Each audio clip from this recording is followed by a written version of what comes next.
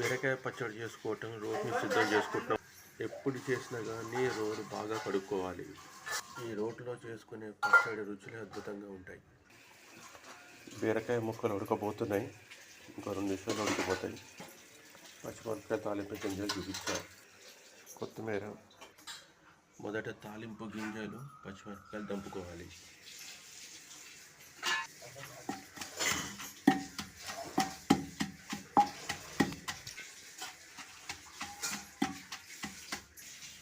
పచ్చిమిరపకాయలు నలిగిన మొత్తం కొత్తిమీర వేసుకొని నూరుకోవాలి. తాలింపు గింజలు, పచ్చిమిరపకాయలు, కొత్తిమీర దంపుకున్నాము. వేగిన బీరకాయ ముక్కలు వేసి దంపుకుంటే బీరకాయ పచ్చడి, రోటి బీరకాయ పచ్చడి తయారు. ఇప్పుడు బీరకాయ ముక్కలు వేసుకొని దంపుకోవాలి. మిక్సీలో అయితే వేడిగా చేయకూడదు, అదే రోట్లో అయితే వేడిగానే చేయొచ్చు. ఈ పచ్చిమిరపకాయ మిశ్రమాన్ని మళ్ళీ రుబ్బుకున్న బీరకాయ తొక్కలు వేసుకుంటే బీరకాయ పచ్చడి తయారు. రోటి బీరకాయ పచ్చడి సిద్ధం. దొండకాయ ఫ్రై సిద్ధం.